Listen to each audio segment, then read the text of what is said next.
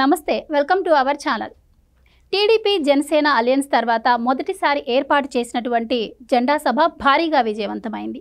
కూటమిలో భాగంగా పవన్ కళ్యాణ్ తీసుకున్నటువంటి 24 సీట్ల గురించి అధికార పక్షం చేస్తున్నటువంటి విమర్శలకు ఇటు చంద్రబాబు గారు కావచ్చు, అటు పవన్ కళ్యాణ్ గారు కావచ్చు దిమ్మ తిరిగిపోయేలా సమాధానం ఇచ్చారు.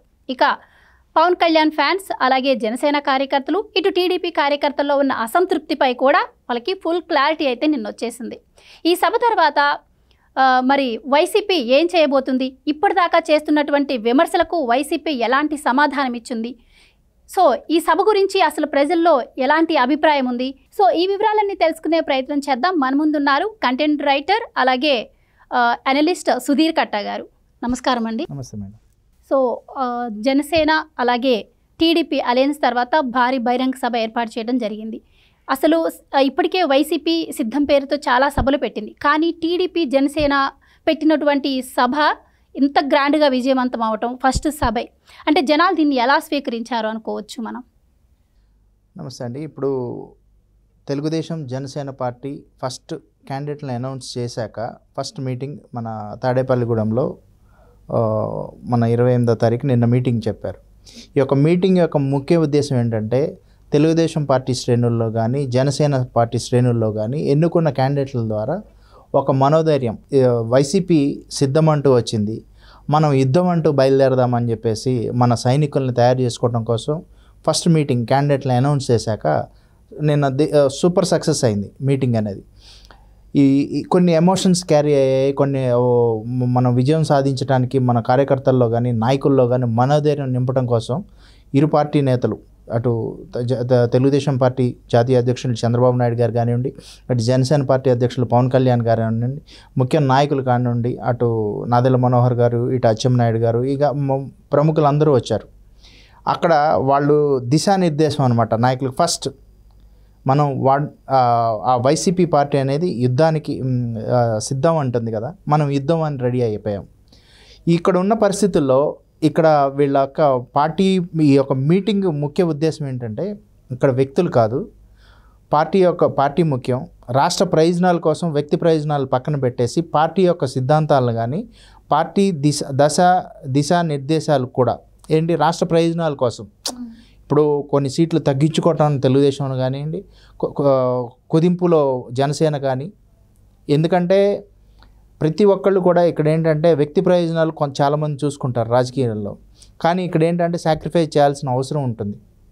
రాష్ట్రం చాలా ఇబ్బందికరమైన పరిస్థితుల్లో ఉంటుంది. ఇప్పుడు ఎక్కడైనా సరే అండి, ఒక ఇంట్లో ఇప్పుడు ఆ పొలంలో పంటలు పండితేనే ధాన్యం వస్తుంది, ఆ కడుపు నిండితేనే ఉంటుంది, ఆ కుటుంబం బాగుంటే ఊరు బాగుంటుంది, ఊరు బాగుంటే పట్టణం బాగుంటుంది, అలాగే రాష్ట్రం బాగుంటుంది. ఈ రాష్ట్ర ప్రయోజనాల కోసం పాటుపడుతున్నాను, అంతే. వ్యక్తి ప్రయోజనాలు కాదు కదా ఇక్కడ ఇంపార్టెంట్, వ్యక్తి ప్రయోజనాలు కాదు కదా. ఇవాళ మా నాయకుడికి రాలేదు ఇవన్నీ మధ్యలో నాయకులందరూ కేడర్ అంతా బాగానే ఉన్నారు. ఈ కొంతమంది ముసలి రాజకీయాలు చేసేవాళ్ళు, కుల రాజకీయాలు చేసేవాళ్ళు ఉంటారు చూసారా, ఈ కుల చిచ్చులు పెట్టేసి కావాలని ఏదో సృష్టిద్దాం అనుకుంటున్నారు, కానీ వాళ్ళ వల్ల ఏం కాదు. ఎందుకంటే వాళ్ళు ఇంతవరకు వాళ్ళ వల్ల ఉపయోగం పడింది ఏమి లేదు. ఇప్పుడు రాష్ట్రం బాగుంటేనే కదా కులాలు బాగుండేది. ఇప్పుడు వాళ్ళకి ఏం తక్కువైంది. ఇప్పుడు పవన్ కళ్యాణ్ గారు ఉన్నారు, సినిమాలు తీసుకుంటున్నారు, అన్ని మంచి ఒక సినిమాకు 100 కోట్లు వస్తాయి అని హ్యాపీగా ఉన్నారు. ఎందుకు జనాల్లోకి రావాల్సిన అవసరం ఏంటి? చంద్రబాబు నాయుడు గారు 14 ఏళ్ళు ముఖ్యమంత్రి చేశారు, 14 ఏళ్ళు ప్రతిపక్షంలో ఉన్నాడు, హ్యాపీగా ఉండొచ్చు కదా. 73 ఏళ్ళు 74 ఏళ్ళ వయసులో ఎవరి కోసం ఇదంతా? రాష్ట్రంలో ఏం జరుగుతుంది ప్రజలకు తెలియదా? ఏంటి బాగుంది అనుకుంటున్నారు? ఎన్ని వ్యవస్థలు నిర్వీర్యమైపోయి, ఒక ఉద్యోగం ఉందా, ఒక కంపెనీ వచ్చిందా, ఇసుక దోపిడీ, ఇప్పుడు ఇవన్నీ చెప్పుకుంటే జనాలందరికీ తెలుసు, మనం మాట్లాడుకోవాల్సిన అవసరం లేదు. ఇప్పుడు ఏంటంటే టైం లేదండి. ఇప్పుడు 52 రోజులు ఉంది, 53 రోజులు అయిపోయింది, ఎలక్షన్ కౌంట్ డౌన్ స్టార్ట్ అయింది, 10 రోజుల్లో నోటిఫికేషన్ వస్తుంది, అంతే కదా. ఇప్పుడు కార్యకర్తల్లో మనోధైర్యం నింపడం కోసం మీటింగ్ ఖచ్చితంగా. అడప అక్కడ అలకలు అనేవి ఉంటాయి ఎవరికైనా సరే, ఇంట్లో అయినా సహజం, కార్యకర్తలు అయినా సహజం ఉంటాయి. నాయకులు ఎన్నో కొన్ని ఆశలు పెట్టుకోవచ్చు. ఇవాళ ఎవరైతే నాయకులు త్యాగం చేస్తారో వాళ్ళకి భవిష్యత్తు ఉంటుంది, ఖచ్చితంగా గుర్తుంచుకుంటారు, అటు టీడీపీలో కానీ ఇటు జనసేనలో కానీ. ఈ విషయం మాత్రం ఖచ్చితంగా నాయకులు గుర్తుంచుకోవాలి. రేపు జరిగే యుద్ధంలో ఖచ్చితంగా ఆంధ్ర రాష్ట్ర ప్రజలు గెలవాలి. దానికోసమే ఈ జనసేన తెలుగుదేశం పార్టీ పోరాడుతున్న యుద్ధం. ఇప్పటి వరకు కూడా ఏపీ ప్రజల్లో ఒక క్లారిటీ అయితే లేదు. అంటే ఇప్పటి వరకు వైసీపీ ఏం చెప్తుంది అంటే ఆ సీట్లు పవన్ కళ్యాణ్ అడుక్కుంటే ఇచ్చారు, రేపు పవన్ కళ్యాణ్ సీట్ను కూడా చంద్రబాబే డిసైడ్ చేస్తారు, పవన్ కళ్యాణ్ కాదు పావలా కళ్యాణ్, ఇట్లా చాలా విమర్శలే చేశారు పవన్ కళ్యాణ్ మీద. సో జనాల్లో కూడా ఒక క్లారిటీ అయితే మిస్ అయింది ఏంటి ఇది అని. కానీ నిన్న పవన్ కళ్యాణ్ గారి స్పీచ్ కావచ్చు, అలాగే చంద్రబాబు గారికి పవన్ కళ్యాణ్ గారి మధ్య ఉన్న ర్యాపో కావచ్చు, అదంతా కూడా చూశారు ఆ జనాలు ఎవరైతే ఉన్నారో అందరూ. సో అందరికీ ఒక క్లారిటీ వచ్చేసింది. అసలు అక్కడ వైసీపీ ఇంకా ఏం సమాధానం చెప్తుందంటారు? ఇప్పుడు వైసీపీ మాట్లాడడానికి ఏం లేదండి ఇప్పుడు, ఎందుకంటే అసలు వాళ్ళ క్యాండిడేట్లను వాళ్ళే నిర్ణయించుకోలేకపోతున్నారు. ఎలా ఉందంటే డంపింగ్ యార్డ్ వాళ్ళది. ఒక ఏరియాలో చెత్త తీసుకొచ్చి ఇంకో ఏరియాలో వేసుకున్నట్టు, ఒక ఏరియాలో ఎమ్మెల్యే గెలవలేడని చెప్పి ఇంకో స్థానచలనాలు చేసిందే వాళ్ళు. వాళ్ళకి ఇంతవరకు క్యాండిడేట్లే లేరు, వాళ్ళు విమర్శించే స్థాయి కూడా లేదు వాళ్ళకి, వాళ్ళు మాట్లాడే అర్హత కూడా లేదు. ఎందుకంటే వీళ్ళు పెట్టుకుంటున్నారు అంటే ఇప్పుడు ఎంత సక్సెస్ అయింది, మాట్లాడే మాట కానీ ప్రతి ఒక్క మీటింగ్ కానీ పాలసీ ప్రకారం జరుగుతుంది. ఎక్కడ ఇప్పుడు తక్కువ ఇచ్చారో ఎక్కువ ఇచ్చారో అన్నది ఇంటర్నల్ మ్యాటర్. అది నీ ఎవరో నువ్వు చూసుకోవచ్చు కదా. ఓకే, నువ్వు విమర్శిస్తున్నావు, ఇవన్నీ చేస్తున్నావు కదా, అసలు నీ పార్టీలో నువ్వు ఎవరికి సీట్ ఇస్తావో ఎవరికి ఇవ్వో అసలు ఇంతవరకు నీకు లిస్టే లేదా? సింగిల్ షాట్ అనౌన్స్ చేశారు కదా అన్ని సీట్లు, కనీసం అందులో నువ్వు ఏదన్నా ఒక 50% అని అనౌన్స్ చేసావా? నీ ఇప్పుడు 5 ఏళ్ళు పరిపాలించావు, ఒక నిబద్ధత ఉంది, ఈ పలానా ఫినాన్స్ చేసేసి ఈ ఇన్కమ్ ఇక్కడ నుండి ఈ రూపాయి ఇక్కడ నుండి వచ్చింది, దీనికి ఇంత ఖర్చు పెట్టాను ఏ రోజన్నా లెక్కపత్రం చెప్పగలిగావా? 14 సంవత్సరాలు ముఖ్యమంత్రి చేశారు చంద్రబాబు నాయుడు గారు. 14 ఏళ్ళు ఏ రూపాయి ఎక్కడ పెట్టారు, ఎక్కడ నుండి ఎంత ఇన్కమ్ వచ్చింది చెప్పగలుగుతారు. పవన్ కళ్యాణ్ గారు ఉన్నారు, ఆయన కార్యకర్తలకు ఏం దిశానిర్దేశం ఇచ్చాడు, ఆయన ఎందుకు చేస్తున్నాడు వచ్చాడు చెప్తున్నాడు. ఓడిపోయాడు, అవమానాలు పొందాడు, కానీ జనాల కోసమే నిల్చున్నాడు కదా. ఏం అవసరం? ఓడించిన తెల్లారి నుండి జనాల్లోనే ఉన్నాడు కదా. ఆయన చూస్తే పరిపూర్ణమైన వ్యక్తిగానే చాలా చక్కగా మాట్లాడారు. ఆయన ప్రసంగం కావచ్చు, ఆడియన్స్కి బాగా రిసీవ్ చేసుకున్నారు. ఆయన స్పీచ్ ఏదైతే ఉందో దాన్ని ఆడియన్స్ బాగా రిసీవ్ చేసుకున్నారు. ఇంకో పక్క చూసుకుంటే ఇప్పుడు ఈ సభ ఏదైతే ఉందో ఈ సభకు వాళ్ళు బస్సులు ఇవ్వకపోవడం కావచ్చు, అలాగే అక్కడ 1000 మంది బట్టే సభలో 1,00,000 మంది వస్తున్నారు అంటున్నారు, అలా ఎలా వస్తారని చెప్పి విమర్శించడం కావచ్చు. వీటన్నిటి మధ్య కూడా సభకు చాలామంది భారీగా హాజరైనట్టు మనం చూసాం. సో అంటే ఈ టీడీపీ జనసేన అలయన్స్ ఏదైతే ఉందో దాన్ని అంటే ఏపీ ప్రజలు స్వీకరిస్తున్నారు అని మనం అనుకోవచ్చా? స్వీకరించారండి, స్వీకరిస్తారు. ఈ ఎలక్షన్లో కూడా కలిసికట్టుగా జనసేన తెలుగుదేశం అనేది కూడా ముఖ్యంగా చెప్పదలుచుకుంటే ఏంటంటే ఓట్ బ్యాంక్ అనేది ఎటువంటి పరిస్థితుల్లో కన్వర్ట్ కాకుండా వాళ్ళు చేసే కుల రాజకీయాలకు కానీ వాళ్ళు చేసే జిత్తులు మారే తెలివితేటలకు కానీ ఎటువంటి ఆంధ్ర ప్రజలు అయితే మోసపోరు. ఈసారి తెలుగుదేశం నిల్చున్న చోట జనసేన ఓట్ బ్యాంక్ కన్వర్ట్ అవుతుంది, జనసేన నిల్చున్న చోట 100% తెలుగుదేశం ఒక ఓట్ బ్యాంక్ కన్వర్ట్ అవుతుంది. ఇక్కడ ఈ 2 పార్టీలే కాకుండా న్యూట్రల్గా ఉండే ఓట్ బ్యాంకు కూడా 100% కన్వర్ట్ అవుతుంది. రాష్ట్రం ఈ యొక్క పరిపాలన వల్ల బాధపడ్డ ప్రజలు ఖచ్చితంగా ఏ క్యాండిడేట్ అయితే నిల్చుండో ఆ క్యాండిడేట్కి ఓటేస్తారు. వాళ్ళ కోసం వేసుకుంటున్నారు ఓటు. పార్టీ గెలవాలని ఓటేయరు వాళ్ళు. వాళ్ళ భవిత బాగుండాలి, పిల్లల భవిష్యత్తు బాగుండాలి, బంగారు భవితలకు బాటలు వేయాలంటే ఖచ్చితంగా రాష్ట్రంలో మార్పు రావాలి. ఇది జరగకపోతే రేపొద్దున అంధకారం అయిపోతుంది ఖచ్చితంగా. ఇప్పటికే చాలా చాలా ఎంత డ్యామేజ్ అంటే ఈ 5 సంవత్సరాల వైసీపీ యొక్క పాలనలో 10 ఏళ్ళు వెనకపోయాం. ఇదే ప్రజలు అందరూ నమ్ముతున్నారు. కానీ ఇవాళ ఏమండి చాలామంది 50% ఆల్మోస్ట్ ఆల్ బయటకు వచ్చారు, 60% ఇంకా ఆ 40% కూడా ఈ 10 రోజుల్లో ఖచ్చితంగా రోడ్ల మీదకి వస్తారు. ఆ రోడ్ల మీదకి జనాలు అంటూ వచ్చిన రోజు క్యాండిడేట్ల ప్రచారాన్ని కూడా వైసీపీ వాళ్ళు తిరగలేరు. జనసేన కానీ టీడీపీ కానీ రేపొద్దున ప్రచారానికి తిరగలుగుతారు, కానీ వైసీపీ వాళ్ళు తిరగలేరు. పథకాలు ఇచ్చారన్న ఎక్కడి నుండి ఇచ్చారు?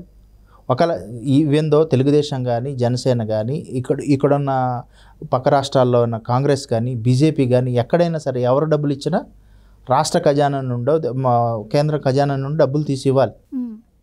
ఇప్పుడు ఏమన్నా జేబులో డబ్బులు ఇచ్చాడా? జగనన్న డబ్బులు ఇస్తున్నాడు అంటే రాష్ట్ర ఖజానా నుండేగా తీసుకొచ్చేది. ఆ ఖజానాని ఇప్పుడు తెలుగుదేశం పార్టీ కూడా 6 పథకాలు సూపర్ 6 పథకాలు పెట్టింది.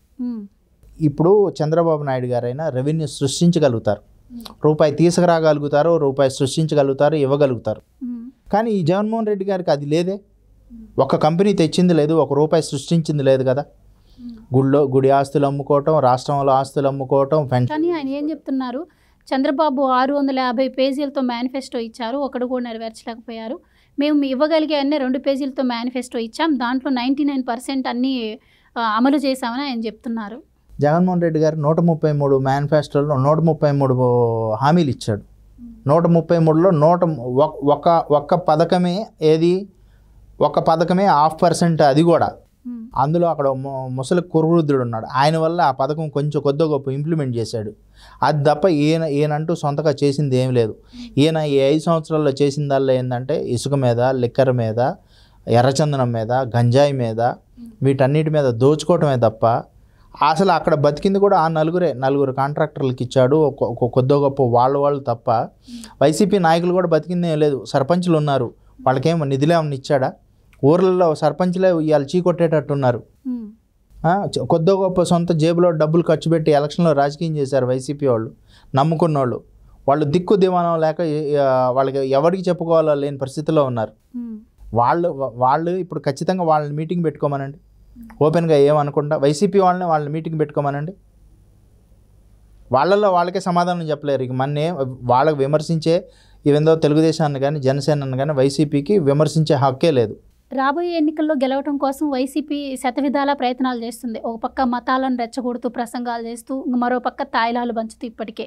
సో ఈ 5 సంవత్సరాల్లో కూడా మనం ఏపీలో చాలా దాడులు చూసాం. ఇక ఎలక్షన్స్ రాబోతున్నాయి కాబట్టి ముందు కూడా మరి వైసీపీ దాడులు పెరిగే అవకాశమే ఉంటుంది. మరి ఈ నేపథ్యంలో ప్రతిపక్ష పార్టీలు ఎలాంటి వ్యూహం రచించే అవకాశం ఉంటుందంటారు? ఇప్పటి వరకు పడ్డబాధలు చాలా పడ్డారండి, అయిపోయింది. ఇప్పుడు యుద్ధమే. ఈ యుద్ధంలో ఏంటంటే ఎవరు ఇక దెబ్బలు తినడానికి కానీ కేసులు పెట్టించుకోవడానికి ఎవరు లేరు. ఎందుకంటే సిద్ధమే, ఇంకో 10 రోజుల్లో నోటిఫికేషన్ వస్తుంది కనుక ఏం చేస్తారు, ఏం దాడులు చేస్తారు? ఒక దాడి చేస్తే 2 దాడులు చేయడానికి ఇద్దరు రెడీగా ఉన్నారు. అటు జనసేన కానివ్వండి, ఇటు తెలుగుదేశం కానివ్వండి. ఖచ్చితంగా ఒక దెబ్బ కొడితే 2 దెబ్బలు. ఇప్పుడు మనం చెప్పుకోగలుగుతాం కొట్లాట్లు వద్దు, ఇప్పుడు చంద్రబాబు నాయుడు గారైనా పవన్ కళ్యాణ్ గారైనా కొట్లాట్లు వద్దు, గొడవలు వద్దు అని చెప్తారు. కానీ ఈ 5 సంవత్సరాలు బాధలు పడ్డది ఎవరు? ప్రజలు ఆగగలుగుతారా? కార్యకర్తలు ఆగగలుగుతారా? తిన్నా తినకపోయినా ఆత్మాభిమానం అనేది ఉంటుంది వాళ్ళకి. ఖచ్చితంగా రేపు పొద్దున ఒక దెబ్బ కొడితే 2 దెబ్బలు కొడతారు. వాళ్ళు ఇంకేదైనా చేస్తే అంతకు డబల్ చేయగలుగుతారు. ఇవాళ రేపు వైసీపీ ఏదో భయపెడదాం అనుకుంటుంది, కానీ వాళ్ళకి తెలుసు వాళ్ళ పరిస్థితి ఏంటో. రేపు పొద్దున ఎలక్షన్ అయిన తెల్లారే, ఎలక్షన్ అయ్యాక కూడా ఎక్కడ ఉండాలో తెలుసు, ఎటు పోవాలో కూడా తెలుసు. తలదాచుకునే వాళ్ళు తలదాచుకుంటారు, జాగ్రత్తగా ఉండేవాళ్ళు ఇప్పటి నుండే జాగ్రత్తగానే ఉంటున్నారు. కొంచెం మంచిగా చేసుకునేవాళ్ళు ఇంకా ఎందుకులే జాగ్రత్తగా ఉండేవాళ్ళు సన్నిహితంగా తెలుగుదేశం వాళ్ళతో శ్రేణులతో బాగుంటున్నారు. కానీ ఇక్కడల్లా పిచ్చిగా ఎర్రిగా జగన్మోహన్ రెడ్డి గారిని ఒక వైసీపీ పార్టీని నమ్మిన వాళ్ళే చాలా ఇబ్బందులు పడతారు. ఈ ఎలక్షన్లో మాత్రం ఖచ్చితంగా గెలిచేది తెలుగుదేశం జనసేన పార్టీ. ఈ యొక్క పార్టీ గెలిచాక రాష్ట్రం యొక్క అభివృద్ధి పదంలో నడిపించడానికి ఖచ్చితంగా మంచి ప్రణాళికలు అయితే ఏర్పాటు చేసుకోగలుగుతారు. చంద్రబాబు నాయుడు గారి సారథ్యంలో పవన్ కళ్యాణ్ గారు కూడా చాలా మంచి నిర్ణయం తీసుకున్నారు. ఆయన గారి ఎమోషన్స్ని వాళ్ళు ఏదైనా టచ్ చేయాలని చూశారు. కానీ ఇవాళ చెప్తున్నానుగా, ఆయన గుండెల్లో ఉండి నిన్న చెప్పిన స్పీచ్కి ప్రతి ఒక్క జన సైనికుడు కానీ, తెలుగుదేశం కార్యకర్త కానీ, ఆంధ్ర రాష్ట్రంలో ప్రతి ఒక్కళ్ళు కూడా కొద్ది గొప్ప ఆయన గుండె లోతుల్ని చూశారు. ఎందుకంటే ఏం మాట్లాడగలుగుతారు? ఇప్పుడు వ్యక్తిపరమైన విభేదాలు ఉండొచ్చాం కానీ విధానపరమైన నిర్ణయాలు ఎప్పుడు విభేదించాల. కొన్ని వ్యక్తిపరమైన నిర్ణయాలు ఎప్పుడు కామెంట్ చేసుకోవాలా పవన్ కళ్యాణ్ కానీ బాబు గారు. 2016లో విధానపరమైన నిర్ణయాల్లో, వ్యక్తిగత నిర్ణయాల్లో కొంచెం తేడా వచ్చింది. మళ్ళీ వాళ్ళ రాష్ట్ర ప్రయోజనాల కోసం ఏకమయ్యారు. ఖచ్చితంగా ఇది అనేది కంటిన్యూ అవుతుంది. రేపు పొద్దున ఇవాళ 24 అవ్వచ్చు. ఆ 24 ఎందుకు తీసుకున్నారు? రాష్ట్ర ప్రయోజనాల కోసం. పార్టీని సాక్రిఫైస్, నాయకులు కూడా త్యాగాలు చేయాల్సి ఉంటుంది ఖచ్చితంగా. ఇప్పుడు తెలుగుదేశంలో కూడా చాలామంది నాయకులు త్యాగం చేస్తున్నారు. ఖచ్చితంగా ఈ యొక్క ఎలక్షన్లో మాత్రం తెలుగుదేశం పార్టీ, జనసేన దిగ్విజయం సాధించేసి వైసీపీ యొక్క పార్టీని మాత్రం ఈ యొక్క గద్దె దించడం గ్యారంటీ. రేపొద్దున భవిష్యత్తుకి పిల్లలకి బంగారు భవిష్యత్తు వేయాలంటే ఖచ్చితంగా తెలుగుదేశం జనసేన కూటమి గెలవాల్సిన అవసరం ఉంది.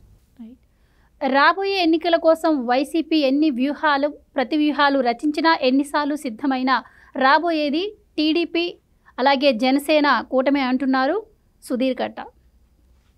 థ్యాంక్ యూ సో మచ్ అండి.